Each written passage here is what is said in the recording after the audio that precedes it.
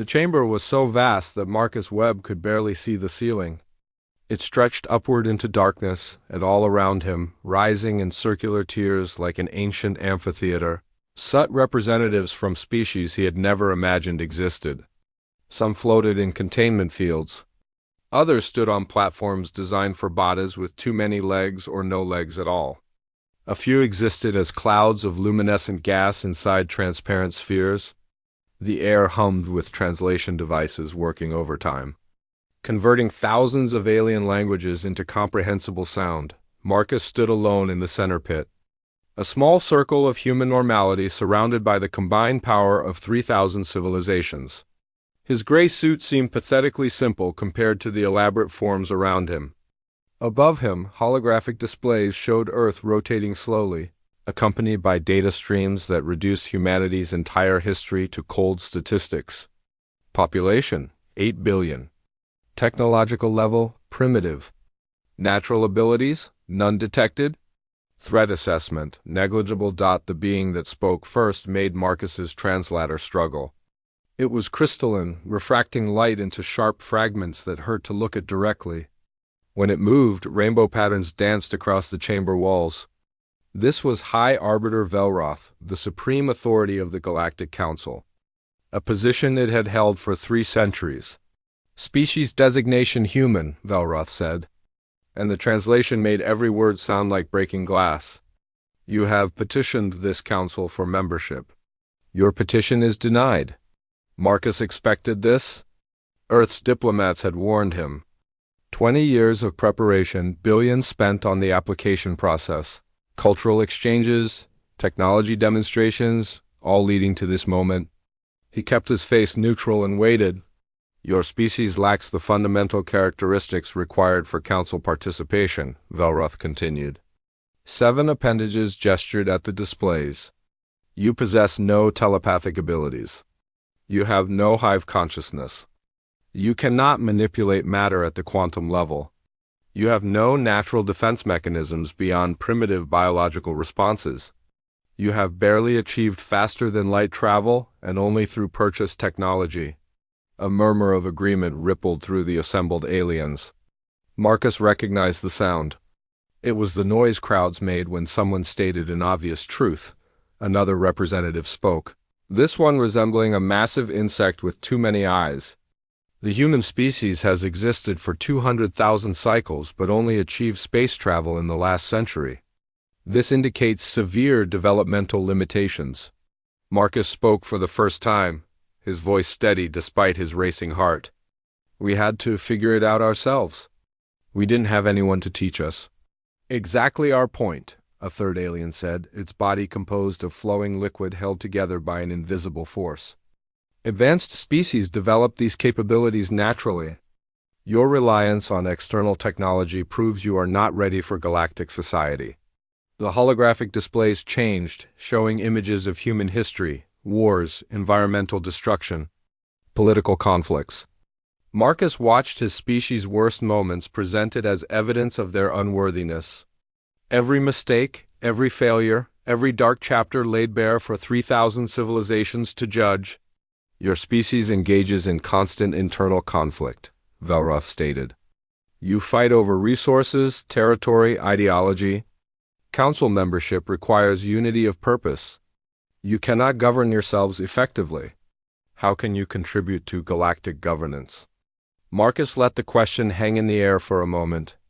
Then he said, May I ask questions before you finalize this decision? Velroth's crystalline structure pulsed with what might have been surprise. This is not a negotiation. The decision is made. I understand, Marcus replied calmly. But surely council procedure allows the petitioning species to seek clarification on the reasoning behind rejection. For our records. There was a pause as the aliens consulted among themselves. Finally, Velroth agreed. You may ask. It will not change the outcome. What followed surprised everyone in the chamber. Marcus didn't argue. He didn't defend humanity or plead for reconsideration. Instead, he asked technical questions about council operations. How long did it take to respond to border conflicts? What were the standard patrol routes in contested regions? How did the Council's early warning systems detect unauthorized military movements? What protocols governed emergency responses to member worlds under attack? The aliens answered, bemused by these strange inquiries from a rejected species. They saw no harm in sharing general operational information with primitives who would never be part of their organization, Marcus asked. 17 questions over 6 hours. He took notes on a simple tablet, thanking each representative who provided information. He was polite, professional, and completely emotionless. When he finally finished, Velroth seemed almost relieved. "Are you satisfied with our explanations?" the High Arbiter asked. "Completely," Marcus said. "I have one final statement for the record. Proceed." Marcus looked up at the thousands of aliens surrounding him. "Earth accepts your decision. We will not reapply for Council membership. Furthermore, we formally request that all trade sanctions against humanity remain in place. We will pursue independent development without Council assistance or interference." The chamber fell silent. This had never happened before. Rejected species always begged for reconsideration, offered concessions, pleaded for limited membership status. They never asked for sanctions to continue. "You want to remain isolated?" Velroth asked slowly. "We want to be left alone," Marcus corrected. "You've made your position clear. We're not advanced enough for your council. We accept that judgment. But we're also not interested in becoming dependent on species who view us as primitives. We'll find our own way forward." He closed his tablet and prepared to leave. As he walked toward the exit portal, an alien representative called out, "You'll never develop advanced technology without council trade. Your species will stagnate in isolation." Marcus stopped and looked back. For the first time since entering the chamber, he smiled. It wasn't a friendly expression. "Maybe you're right," he said. "Or maybe you've underestimated us. I guess we'll both find out." He left the Grand Amphitheater and returned to his ship. The journey back to Earth would take 3 weeks using humanity's crude FTL drives. As the docking clamps released and his vessel pulled away from the massive council station, Marcus activated the encrypted transmission protocols he'd prepared. The data packet contained everything. Every scan his ship's sensors had made of the council chamber. Every frequency his equipment had monitored during the 6-hour session. Audio recordings of the alien representatives discussing matters they thought were private. Detailed architectural scans of the station's layout. Analysis of the Council's military communication. Protocols that had been carelessly left unencrypted. Marcus had spent 6 hours in that chamber asking innocent questions and gathering intelligence that would take the Council's security analysts months to realize had been compromised. By the time they figured it out, the information would be spread across every human colony. Analyzed by Earth's best strategic minds, and used to plan humanity's next moves. As his ship jumped to faster-than-light speed. Leaving Council space behind, Marcus allowed himself to relax.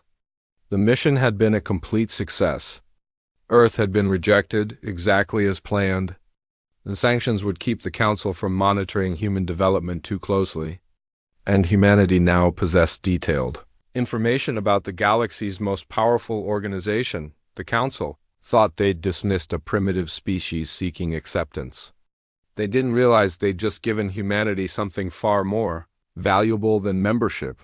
They'd given them a reason to prove everyone wrong. 20 years passed like water through open fingers.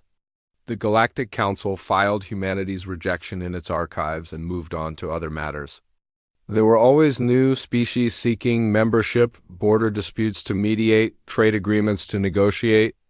Earth became a footnote, a minor curiosity quickly, forgotten by civilizations that measured time in millennia. But forgotten didn't mean gone. The first reports came from independent traders working the frontier, regions where council authority was more theory than practice. A Valtharian merchant named Kress had been conducting business in the Outer Veil for 40 years and knew every settlement, every outpost, every species scratching out. Survival in the galaxy's dangerous edges. He noticed the humans first at a trading post near the Helian asteroids. They arrived in ships that looked crude compared to Council designs, all angles and visible welding seams, but they moved with confidence. More importantly, they had goods to trade. Refined metals, medical supplies, technology that actually worked in the Vale's harsh radiation environment. Where are you from? Cress asked the human trader, a woman named Lisa Park who spoke his language better than most natives. New Anchorage Colony, she replied, examining his cargo manifest. 40,000 people, established 17 years ago. We mine rare minerals and manufacture environmental equipment. Cress checked his star charts. New Anchorage was in a system the Council had marked as uninhabitable due to stellar instability. That's a dangerous location. How do you survive the radiation bursts? Lisa smiled. We built better shields. The Council designs assume access to exotic matter that costs a fortune. We use layered conventional materials. Takes more mass, but it's cheaper in AOS. Year to repair. That conversation stayed with Cress. Over the following months, he encountered more humans. They were everywhere in the frontier, establishing colonies in places the Council had abandoned or never bothered to claim. Each settlement was small, never more than a few 100,000 people, but there were dozens of them scattered across vast distances. The humans traded fairly, honored their agreements, and most surprisingly, they listened. When Cress warned Lisa about the Ravager hives that hunted in the asteroid belts, she thanked him and asked detailed questions about their behavior patterns. 3 weeks later, he heard that New Anchorage had negotiated a territorial agreement with the Ravagers. That's impossible, Cress told his business partner. Ravagers don't negotiate. They're mindless swarms. Apparently not, his partner replied. The humans destroyed 3 of their scout groups, then offered peaceful coexistence. The Ravagers accepted. They're even trading now, minerals for organic compounds. Cress reported this to his guild headquarters, who reported it to Council commerce monitors, who filed it as unverified frontier rumors. The Council had classified the Ravagers as non-sentient aggressive fauna. The idea that they could be reasoned with contradicted 500 years of established xenobiology, but the reports kept coming. Humans negotiating with species the Council had given up on. Humans establishing trade networks in regions considered too dangerous or unprofitable. Humans adapting to environments that should have killed them. Admiral Tom of the Council's Border Patrol Fleet received a more concerning report during a routine inspection. His intelligence officer brought data showing 17 confirmed human settlements in the Outer Vale, with estimates suggesting dozens more undetected. They're spreading fast, the officer noted. Population growth suggests they're not just colonizing, they're thriving. Tom studied the data. What about their technology? Still using purchased FTL drives? No, sir. They've developed their own. Different design principles, more efficient fuel consumption. Our analysis shows 17% better performance than Council standard. That got Tom's attention. How is that possible? They've only had FTL capability for 20 years. They're not using the same physics we are.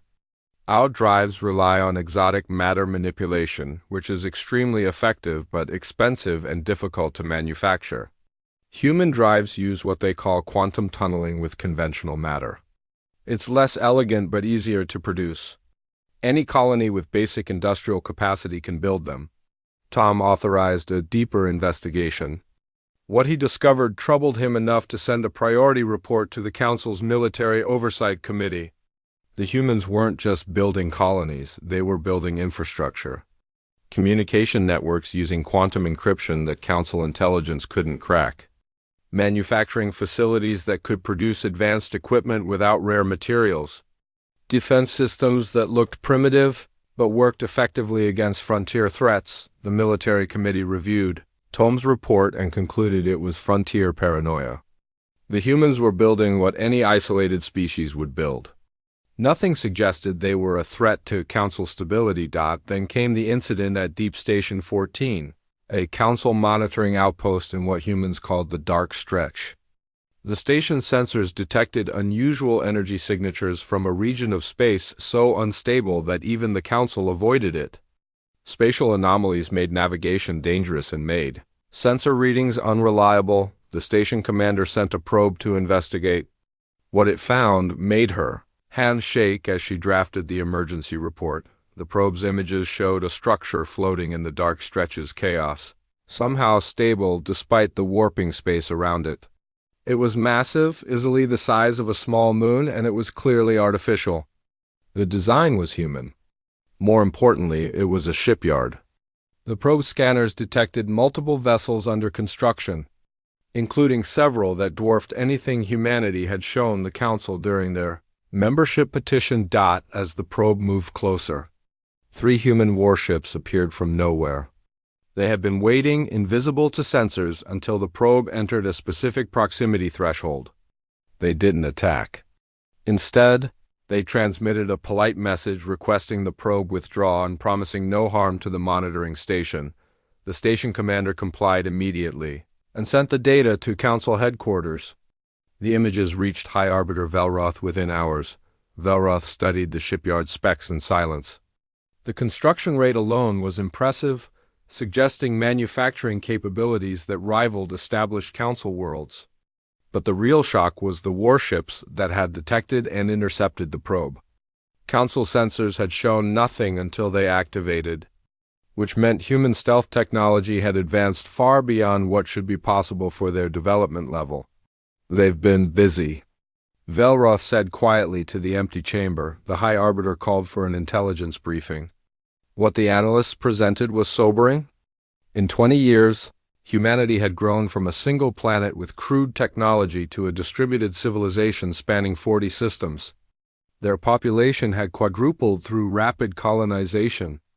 Their industrial output suggested sophisticated automated manufacturing, and their military capabilities, while still theoretical, looked increasingly formidable. "They're still primitives," argued Representative Hollix, a core world delegate who had voted for humanity's rejection. "Big ships don't mean advanced civilization. Big ships mean resources and organization," Velroth countered. "More concerning is their distribution pattern. They have no central homeworld vulnerability. Each colony can operate independently. That's not primitive strategy." The debate continued through the night, but no consensus emerged. Some representatives wanted immediate action to contain human expansion.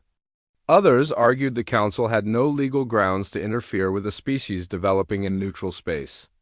A few suggested perhaps humanity deserved reconsideration. While the Council debated, the humans continued building, trading, and spreading across the frontier like seeds on cosmic wind. The Krillic Dominion had terrorized the frontier regions for 8 centuries. They were an old species, aggressive and numerous, organized into vast fleets that struck isolated settlements and retreated before Council forces could respond. The Council's solution had been containment, fortified borders and regular patrols that kept the Krillics confined to their territory, while protecting member worlds. It was an expensive equilibrium that everyone had learned to live with. The Krillics got to raid frontier settlements that weren't officially protected. The Council avoided a costly war. Frontier species accepted it as the price of living in dangerous space. Then the Krillics made a miscalculation. They attacked New Anchorage. The colony had been on their target list for months. Intelligence reports suggested the humans were stockpiling rare minerals there, resources the Dominion needed for their expanding war machine. New Anchorage was remote, lightly defended, and seemingly vulnerable. The Krillics assembled a raiding force of 60 warships, more than enough to overwhelm any frontier settlement. They expected surrender and tribute. Instead, they got Colonel David Torres. Torres had been military before becoming a colonist, part of Earth's small defense force during the years of isolation.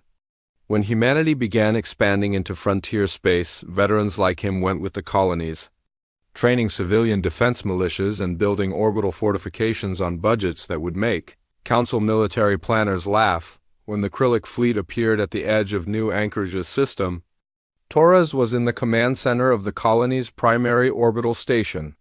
He had 12 ships under his command, cobbled together from civilian vessels retrofitted with weapons. Against 60 Krillic warships, It should have been a massacre, the Krillic commander broadcast the standard ultimatum in broken galactic common. Surrender all resources and submit to inspection.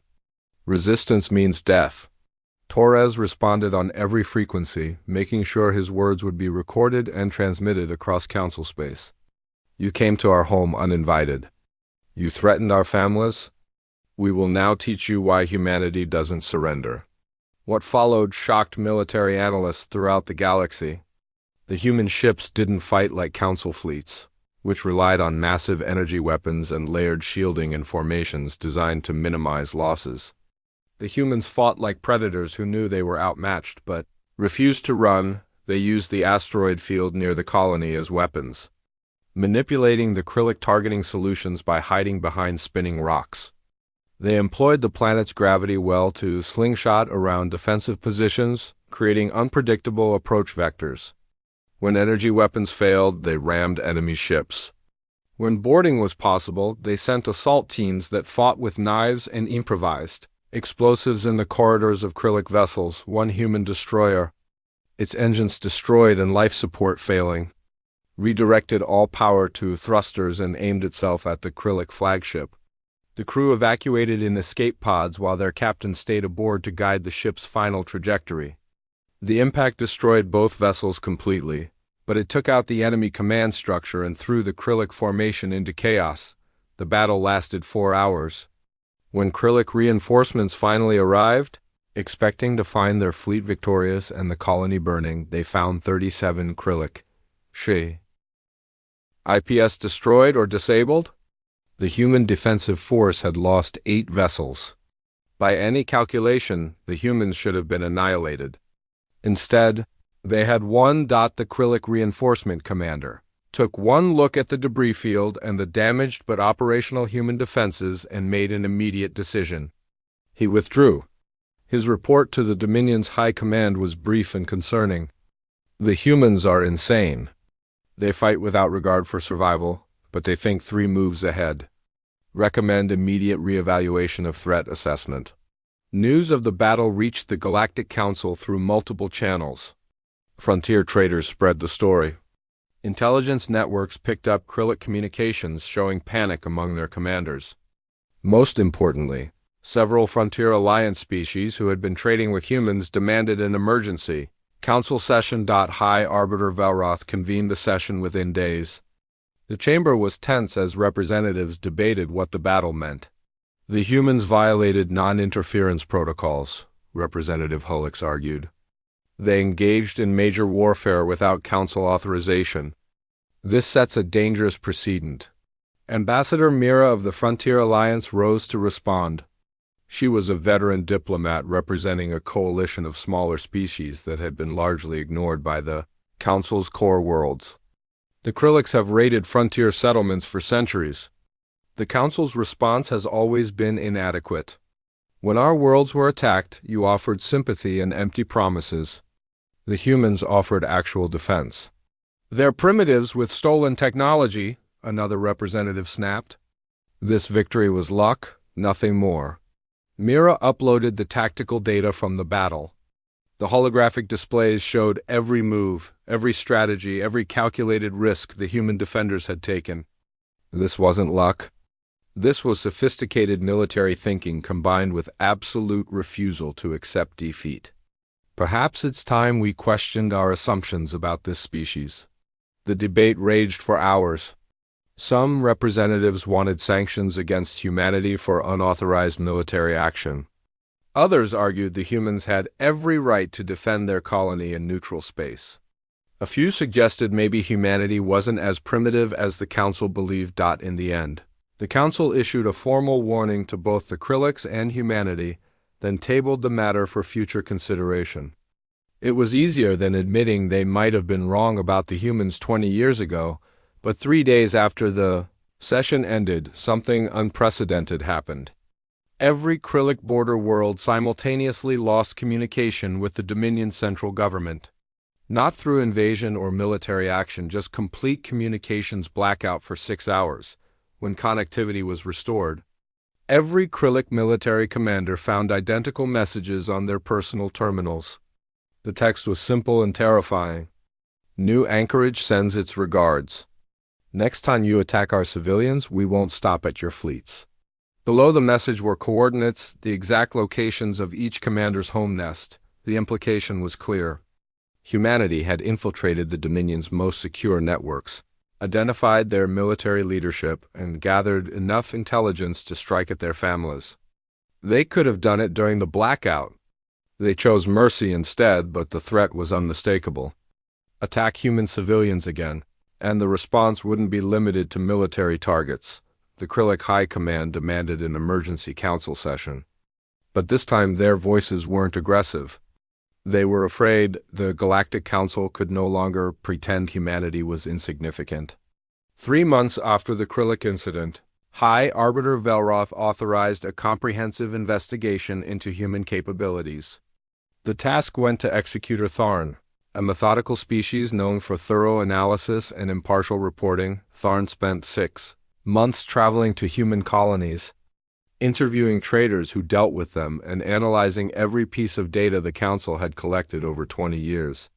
What he discovered forced him to question fundamental assumptions about technological advancement and evolutionary superiority. The humans had no telepathy, so they built communication networks with quantum encryption that Council intelligence couldn't crack. Every human colony could talk to every other in real time through relays scattered across their territory, creating a web of information sharing that surpassed anything the Council achieved despite having telepathic species among their members. They had no hive mind consciousness, so they developed artificial intelligence systems that coordinated millions of independent decisions. Each human acted autonomously but shared data through their networks, creating an emergent organization that looked like chaos but functioned with terrifying efficiency. They had no natural phase-shifting abilities, so they invented stealth technology that baffled Council sensors. Their warships could wait invisible near potential threats, only revealing themselves when advantageous. The probe incident at Deep Station 14 wasn't an isolated event. It was standard human military doctrine. Every deficiency the Council had cited during humanity's rejection had been transformed into an advantage through creative engineering and refusal to accept limitations. But the most disturbing discovery came when Tharn interviewed human scientists. At a research station orbiting New Anchorage, he met Dr. James Wright, head of humanity's faster-than-light development program. When we were rejected by the Council, Wright explained, we realized we'd been approaching FTL travel wrong. We were trying to copy Council designs using exotic matter we couldn't easily obtain. So we started over from basic physics and asked a simple question: what if we're missing something obvious? The Council's FTL technology has been refined for thousands of years, Tharn said. You believe you can improve on it in 2 decades? Wright smiled. We're not improving it. We're doing something different. Council drives manipulate spacetime using rare materials that take centuries to harvest. Our drives use quantum tunneling with abundant elements. It's less elegant but more practical. We can build 100 drives in the time it takes you to build one, and ours work almost as well. Tharn studied the specifications. Human FTL drives were indeed different, based on theories the Council had dismissed as inefficient millennia ago. But the humans had made them work through sheer determination and willingness to try approaches Council scientists considered beneath them, the pattern repeated across every field. Human weapons didn't use exotic matter, so they could be manufactured anywhere. Human ships didn't require rare alloys, so every colony could build them. Human medicine didn't rely on genetic manipulation, so it worked on multiple species with minor adjustments. Tharn's final discovery shocked him most. Human population distribution showed 217 colonies across 43 star systems. Each colony was self-sufficient, connected by encrypted communications, capable of independent action but coordinated through shared resources and knowledge. They're not building an empire, Tharn reported to the Council. They're building a distributed network. There's no capital world to conquer, no central government to overthrow, no choke points to blockade.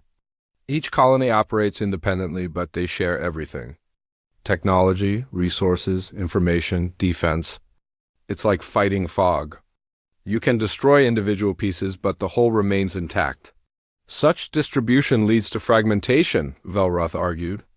It's why the Council maintains centralized governance. Without unity, species tear themselves apart through internal conflict. Human history is full of internal conflicts, Tharn agreed. But they've learned from them. They don't just survive division, they expect it. Each colony experiments with different social structures, economic systems, governance models. The ones that succeed share their methods.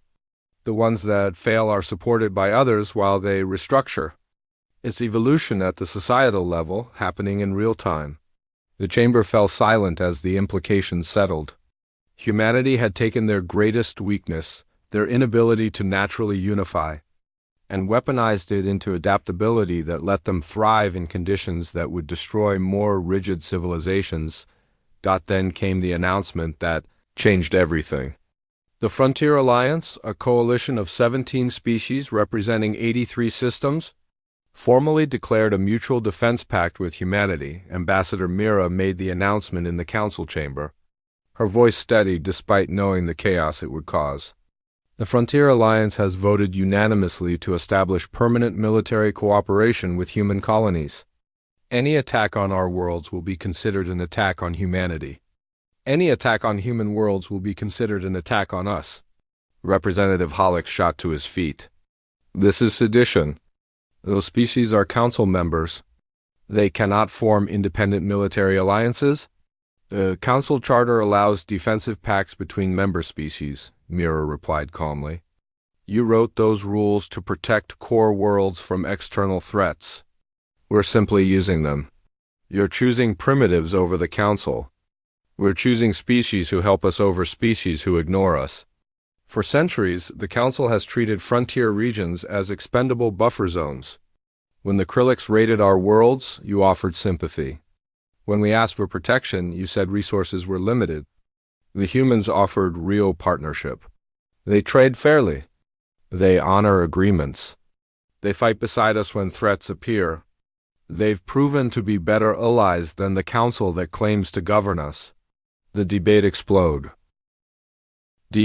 Core world representatives demanded sanctions. Frontier delegates defended their decision. Military analysts warned of destabilization. Economic advisors calculated trade impacts. While the council chamber descended into chaos, alarms suddenly blared through the station. Emergency alerts flashed on every display.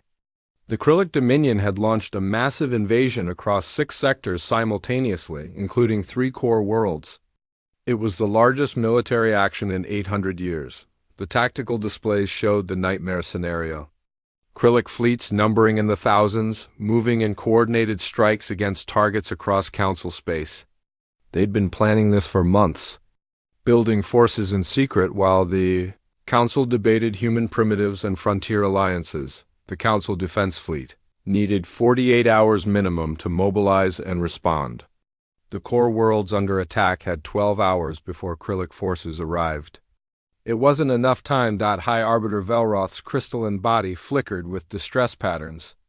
Are there any forces in range to provide immediate assistance? Executor Tharn checked tactical displays. His voice was quiet when he answered. The nearest fleet capable of responding belongs to humanity. They have 43 warships within 6 hours of the threatened core worlds. Every eye in the chamber turned to where Marcus Webb sat in the observation gallery. He had returned to council space as a diplomatic observer after the Krillic incident. Watching the debates with patient interest, Velroth addressed him directly. Ambassador Webb, the council requests humanitarian assistance. Will humanity help defend our worlds? Marcus stood slowly. The chamber fell silent. Everyone remembered his words from 20 years ago, his calm acceptance of rejection, his request for continued isolation. Everyone wondered what price he would demand now. The core worlds voted to maintain sanctions against humanity, Marcus said. They called us primitives. They denied us trade, technology, cultural exchange. Some representatives argued we should be contained like dangerous animals. Why would we help you? No one had an answer. The clock counted down. Krillic fleets moved closer. And humanity's ambassador waited for someone to give him a reason to care about the council that had rejected his species. High Arbiter Velroth's crystalline structure dimmed and brightened rapidly, the equivalent of rapid breathing in species that required oxygen.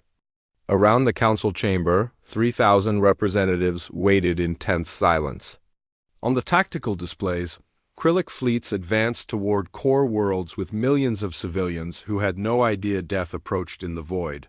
Marcus Webb stood in the observation gallery, his face showing nothing. He had asked a simple question.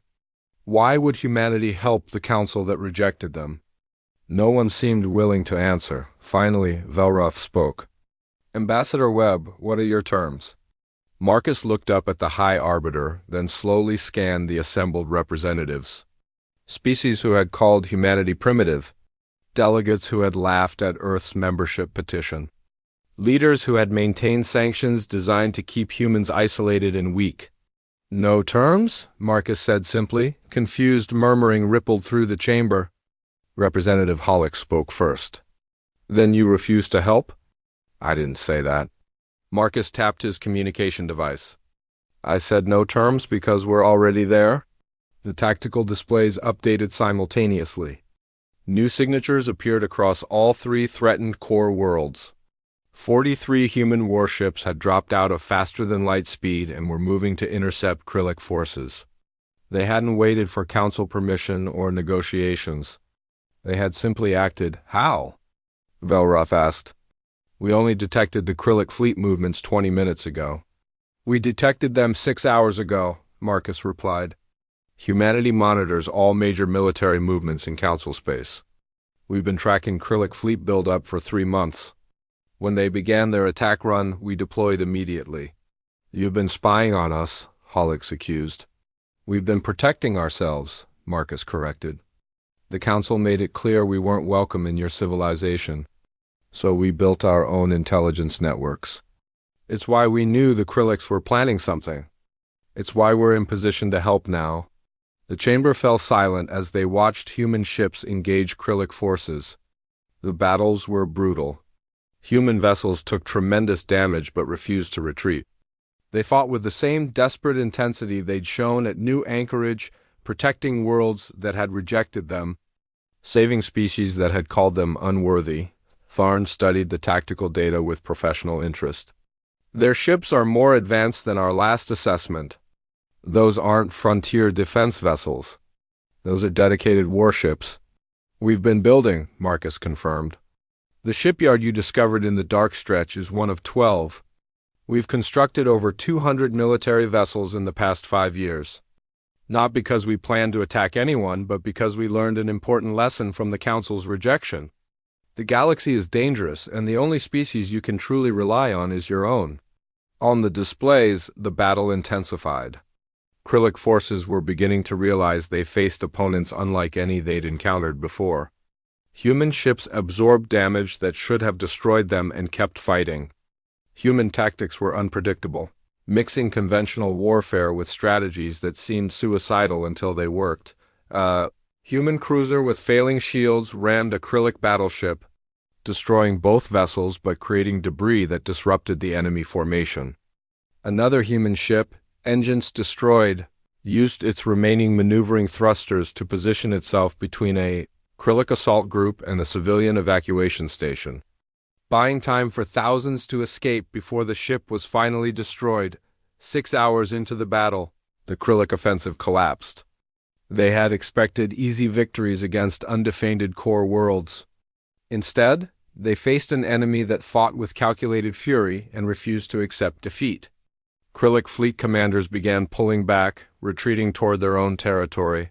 The final count shocked everyone. Humanity had lost 19 ships. The Krillics had lost or abandoned over 400 vessels. The core worlds were saved. In the council chamber, silence reigned. Then Ambassador Mira began to applaud. Others joined her, first from the Frontier Alliance, then from species who had remained neutral in earlier debates. Eventually, even some core world representatives added their species-specific gestures of respect. Marcus waited for the noise to die down, then spoke again. We didn't come for gratitude. We came because it was the right thing to do. The galaxy doesn't need another empire or another rigid hierarchy. It needs species willing to stand together when darkness comes. He paused, letting his words sink in. 20 years ago, you judged humanity unworthy because we lacked natural advantages? You weren't entirely wrong. We don't have telepathy or hive minds or quantum manipulation. But you made a critical error. You assumed evolution stops at biology. It doesn't. We evolved through adversity, through failure, through being told we weren't good enough. Every time we fell, we learned. Every time we were denied, we adapted. Marcus brought up images of human colonies bustling with activity. Multiple species worked alongside humans, trading, building, cooperating without council oversight or approval. We don't want council membership anymore. We're building something better. A network of species who choose cooperation not because some authority demands it, but because they've learned it works. The Frontier Alliance is proof. Species you abandoned have thrived in partnership with us. You're proposing an alternative to the Council? Velroth asked quietly. We're proposing nothing. We're simply doing. But I'll be honest with you, High Arbiter. The Council can adapt or it can become irrelevant. Your choice. Representative Hollix found his voice. The Council has governed the galaxy for 5,000 years. We won't be replaced by primitives and frontier rabble. Then you've learned nothing, Marcus replied. The galaxy is changing. New species are rising. Old assumptions are failing. You can change with it or watch it move forward without you. Executor Tharn stood. High Arbiter, I recommend immediate reconsideration of humanity's status. They're not primitives. They may be the most advanced species in the galaxy, not in technology but in adaptability. They should be offered full council membership immediately. The vote was called. After 5,000 years of precedent, the Galactic Council voted to offer humanity full membership with immediate seating and full voting rights. The measure passed by overwhelming majority. Marcus Webb smiled for the first time since entering the chamber. We appreciate the offer, High Arbiter, but we must decline. However, we'll happily establish formal diplomatic relations as equals, not as members seeking approval. The word equals hung in the air like a challenge and a promise. Velroth's structure pulsed slowly. The galaxy has changed? We failed to change with it. You still can, Marcus said, his voice gentler now. The Council doesn't have to be what it was. You have a choice. Evolve or fade. Adapt or become obsolete. But whatever you decide, humanity will continue building a better future. With you or without you. He left the chamber to stunned silence. Behind him, representatives began the difficult conversation about what came next. How to reform institutions 5,000 years old. How to admit mistakes and change course. How to remain relevant in a galaxy that no longer needed them the way it once had. 50 years later, historians would mark that day as the turning point. The Council did change, slowly and painfully, letting go of rigid hierarchies and welcoming new approaches. The Frontier Alliance grew into a partnership of hundreds of species, with humanity as first among equals but never as rulers. The galaxy learned that natural advantages mattered less than adaptability. That unity came not from forced conformity but from respecting differences. That the strongest civilizations weren't those with the best weapons or longest histories, but those willing to change when circumstances demanded it, and at the center of that change stood humanity, the species that had been rejected for lacking everything the Council valued, who proved that sometimes the greatest strength is simply refusing to accept limitations others place on you. The Council had denied humanity's rise, expecting them to fade into obscurity. Instead, humanity had risen anyway, pulling countless others up with them. The galaxy didn't just regret ignoring them. It learned from them. And in learning, it became something better than it had been for 5,000 years. Retriclawed can make mistakes. Please double-check responses.